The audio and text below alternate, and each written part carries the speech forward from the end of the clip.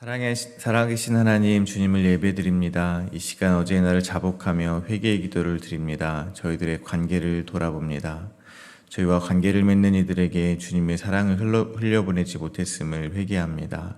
또한 저희를 위해서 헌신하는 가족들의 헌신과 공동체 지체들의 헌신에 감사하지 아니하고 당연하게 여겼음을 회개합니다. 먼저 손 내밀어 사랑을 전하고 감사하는 하루가 되게 하여 주시옵소서. 이제 주님의 말씀을 전하고 듣습니다. 성령 하나님 도와주시옵소서, 알려주시옵소서, 깨닫게 하여 주시옵소서.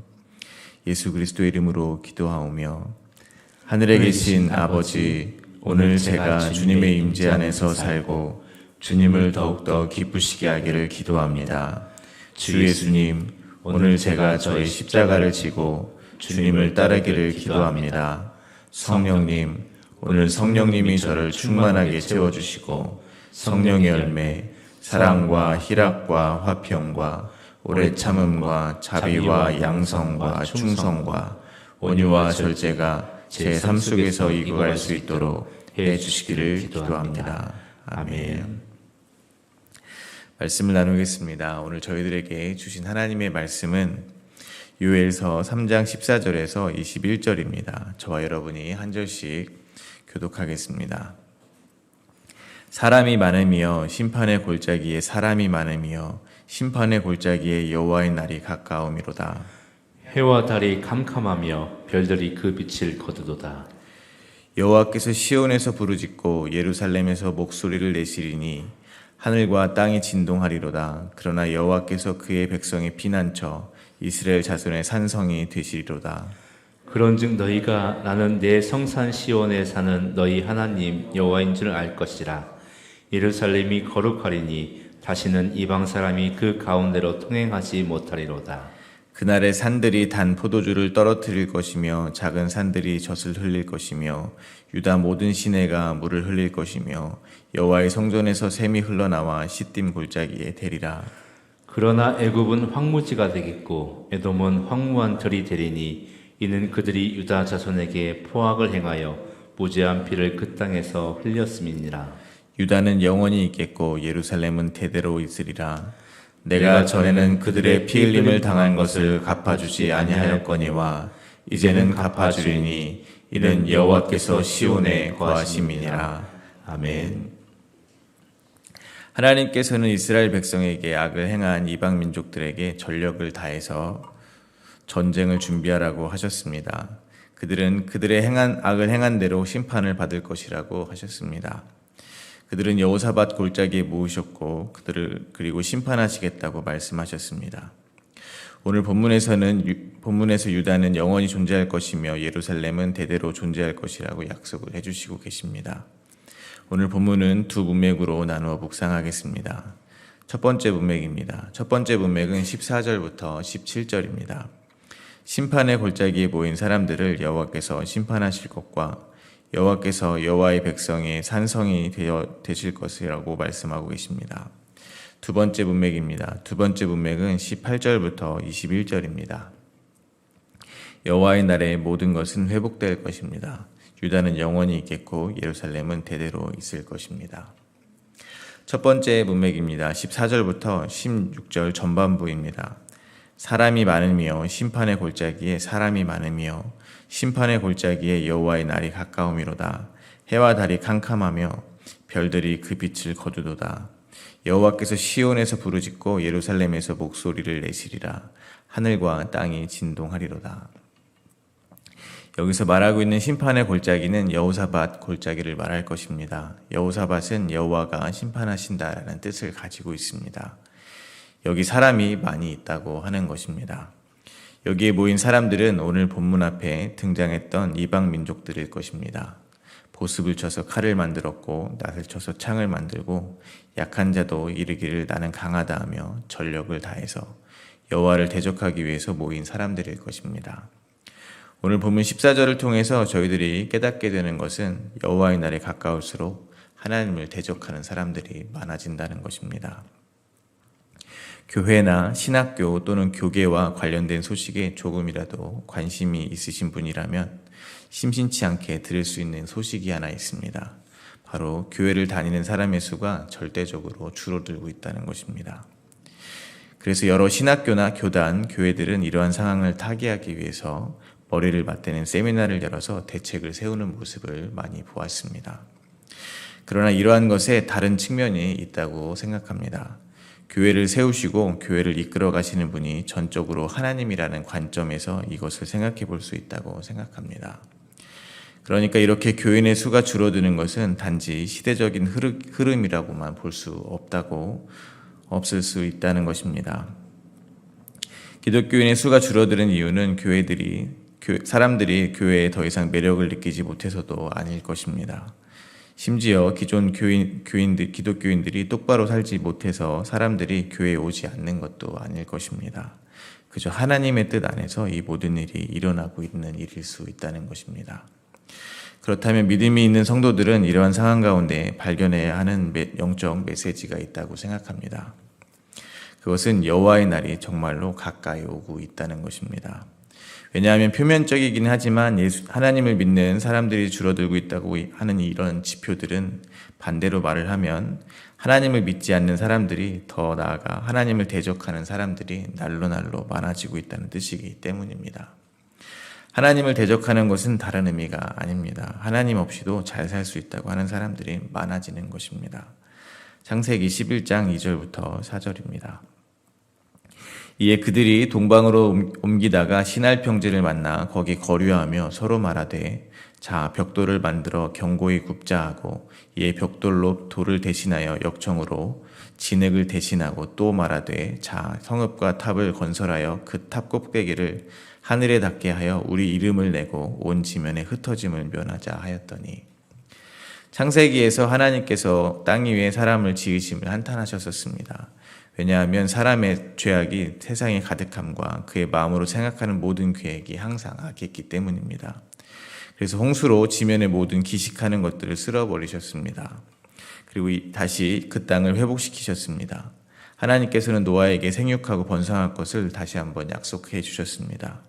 그렇게 사람들은 다시 이 땅에 번성하는 축복을 누리게 되었습니다. 그런데 사람들이 점차 동쪽으로 옮겨가다가 시날 평지에 다다르니 성읍과 탑을 건설하고자 하는 것입니다. 성경에서 동쪽은 죄악을 상징합니다. 그래서 성경에서 사람들이 동쪽으로 이주했다는 말은 이 세상에 다시 죄악이 만연했다는 것을 상징적으로 표현합니다. 죄악된 인간들의 의지는 분명합니다. 자기 이름을 내고 온 지면에 흩어짐을 면하자는 것입니다. 생육하고 번성, 즉 흩어지라는 하나님의 뜻에 대적하는 것입니다. 마찬가지로 지금 이 세대에서 사람들의 모습은 그야말로 하나님을 대적하는 것이라 할 수 있을 것입니다. 저마다 자기 이름을 내기 위해서 살아가기 때문입니다. 뜻이 맞는 사람들을 모아서 세력을 만들고 자기의 힘을 의지하며 살기 때문입니다.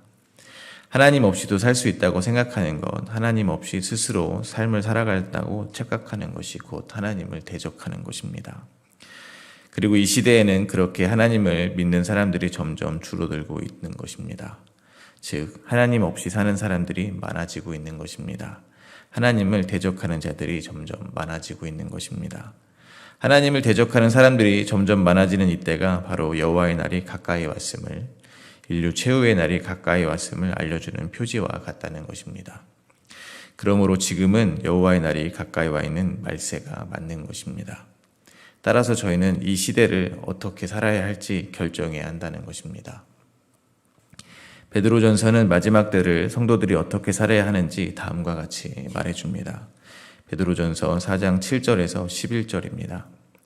만물의 마지막이 가까이 왔으니 그러므로 너희는 정신을 차리고 근신하여 기도하라.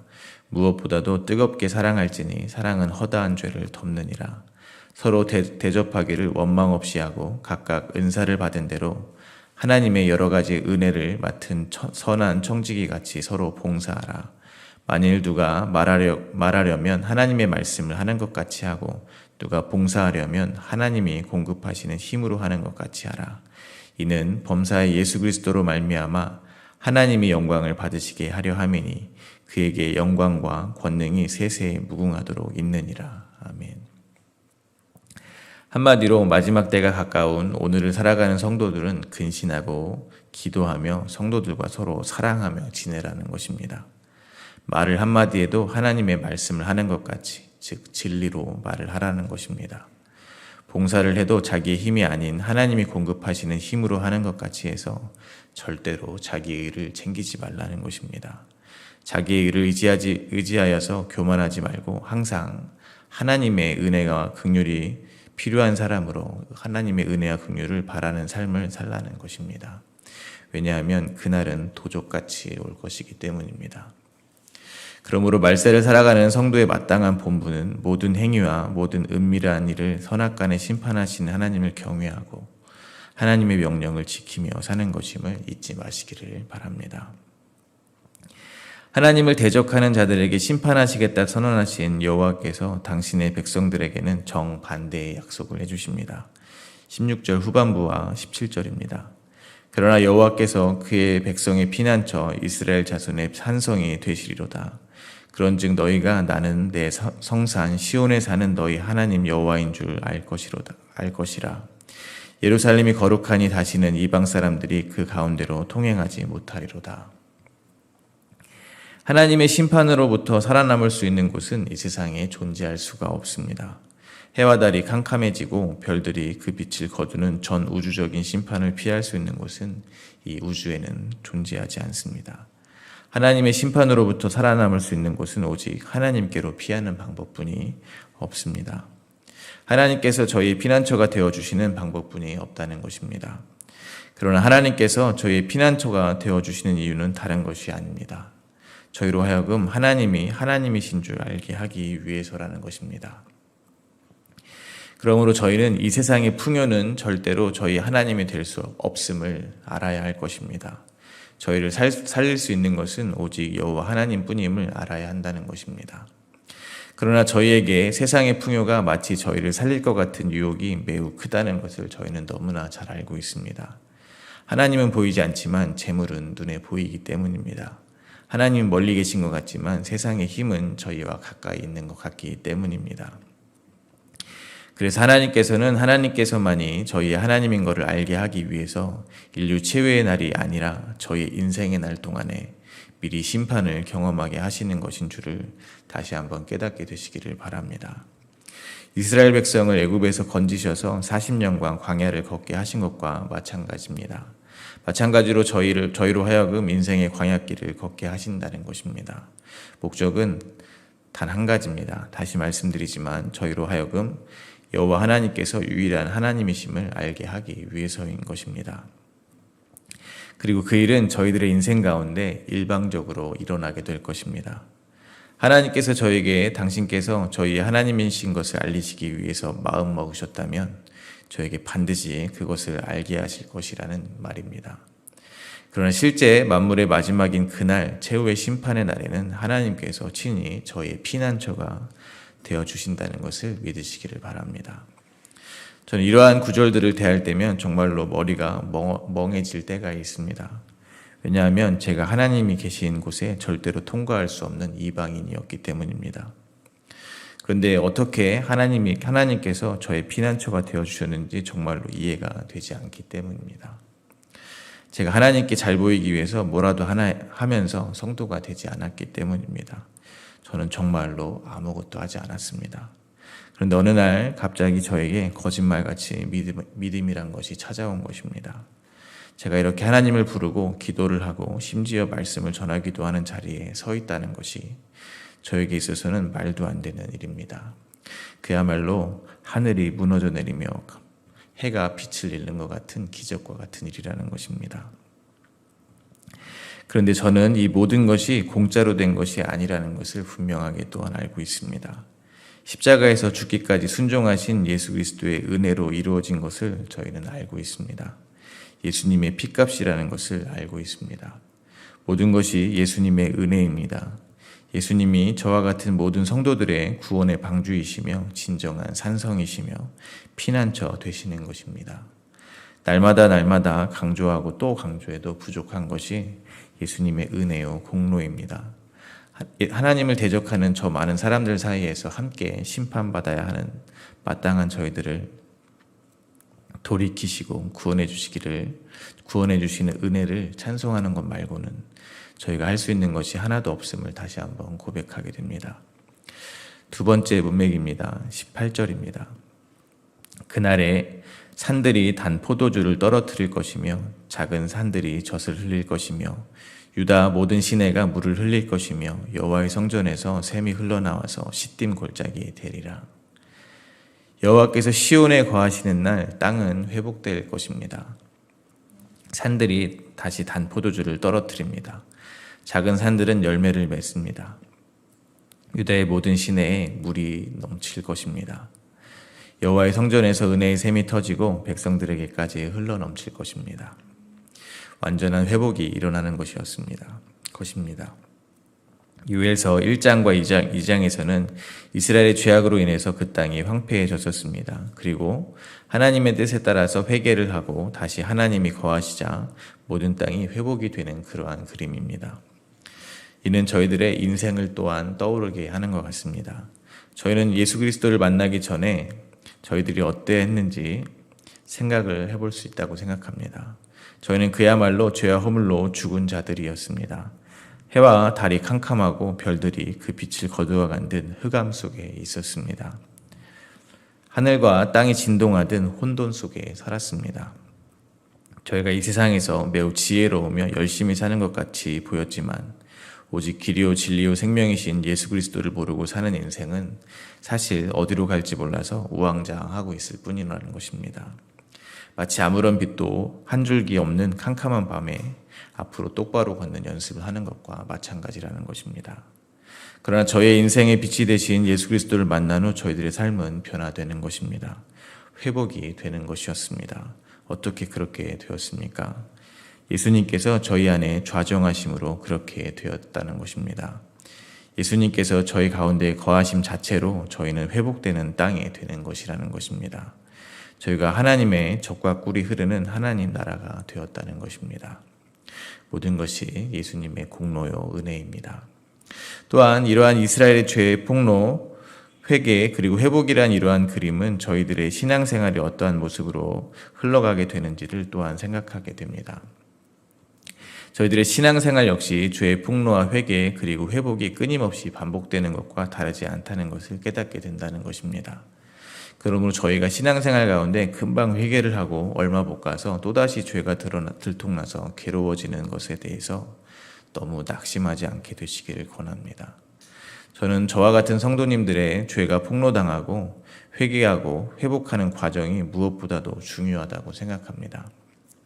왜냐하면 저는 저희의 신앙생활의 목표가 저희가 완전하게 변하는 것이 아니라고 생각하기 때문입니다. 저희 신앙생활의 목적이 저희가 되어서는 안 된다고 생각합니다. 그러니까 신앙생활의 목적이 변화된다, 성숙한다, 이런 나를 위한 것이 아니어야 한다고 저는 생각합니다. 제가 생각하는 저희의 신앙생활의 목적은 반복해서 드리는 말씀입니다만 바로 하나님께서 저희의 여호와 하나님이신 줄을 깨닫는 것이라고 생각합니다. 성령 하나님의 도우심으로 죄가 폭로당하고 예수를 주라 시인하며 예수의 십자가의 의를 깨닫고 예수님의 공로에 의해서 여호와의 날이 심판의 날에서 구원의 날로 바뀐 것을 깨닫는 과정을 되풀이하시면서 저희는 하나님께서 바로 저희의 하나님, 여호와 하나님 되신다는 사실을 깨닫는 것이라고 생각합니다. 하나님께서 이 세상에서 유일한 하나님이시라는 사실을 깨닫는 것이라고 생각합니다. 그러므로 또 죄를 짓고 무너지는 자기 자신에게 집중하시기보다는 그러한 나를 용서하시는 하나님의 긍휼에 집중하게 되시기를 바랍니다. 죄가 더한 곳에 하나님의 은혜가 넘치는 것임을 잊지 마시기를 바랍니다. 그러나 그러한 날이 되면 애굽과 에돔은 황무지가 됩니다. 19절입니다. 그러나 애굽은 황무지가 되겠고 에돔은 황무한 들이 되리니 이는 그들이 유다 자손에게 포악을 행하며 무죄한 피를 그 땅에서 흘렸음이니라. 하나님께서 심판하시는 애굽과 에돔의 죄를 묵상합니다. 그들은 유다의 자손에게 포악을 행했고 무죄한 피를 그 땅에서 흘리게 하였습니다. 이는 결국 유다 족속인 다윗의 자손이신 예수 그리스도를 십자가에 매달아 죽인 저희들의 죄악에 대한 심판입니다. 왜냐하면 이 인류를 통틀어서 죄가 없으시다고 할 수 있는 분은 오직 예수 그리스도 한 분이시기 때문입니다. 그리고 저희는 무죄한 예수님을 십자가에 넘겨 죽임당하게 한 죄인이기 때문입니다. 저희의 죄를 대속하시기 위해 죽으셨기 때문입니다. 그러므로 저희는 다시 한번 깨닫습니다. 저희가 바로 예수를 십자가에 못 박아 죽인 죄인이요 유다의 자손에게 포악을 행하여 무죄한 피를 흘리게 한 장본인이라는 사실을 깨닫게 됩니다. 그러나 그러한 심판을 받아 마땅한 자라는 사실을 아는 자들만이 하나님께 피할 수 있다는 사실을 또한 깨닫습니다. 그러므로 하나님께 택함을 받았다고 자만하고 자고하지 않게 되시기를 바랍니다. 죄가 더하는 곳은 죄를 많이 짓는 곳이 아닙니다. 자기가 죄인 중에 괴수임을 고백하는 자리를 말합니다. 그러한 자리에 은혜가 더하는 것입니다. 그곳에 여호와께서 피난처가 되어주는 것임을 잊지 마시기를 바랍니다. 말씀을 맺겠습니다. 오늘 본문 20절과 21절입니다. 유다는 영원히 있겠고 예루살렘은 대대로 있으리라. 내가 전에는 그들의 피 흘림 당한 것을 갚아주지 아니하였거니와 이제는 갚아주리니 이는 여호와께서 시온에 거하심이니라. 하나님의 종말론적 약속이 부어집니다. 그날에는 하나님 나라가 영원하겠고 그 백성들은 영생을 얻게 될 것이라는 것입니다. 이 땅에서 내가 얼마나 죄인 중에 괴수인지를 깨닫느냐고 흘렸던 피를 이제 주님이 닦아주실 것입니다. 무죄한 자의 피로 저희의 피를 대신할 것입니다. 그리고 그렇게 마지막 때에 성취될 그 약속은 이미 저희의 삶에서 시작되었습니다. 저희와 같은 모든 성도님들은 그리스도 안에서 이미 영생과 풍성함을 누리고 있기 때문입니다. 이제 저희는 다시 오실 예수 그리스도를 기다립니다. 하나님의 약속이 완성될 그날을 기다리고 사는 것입니다. 오늘 하루도 부활 신앙으로 천국 소망으로 살아가게 되시기를 간절히 소망합니다. 오늘 주신 하나님의 말씀을 생각하며 함께 기도하겠습니다.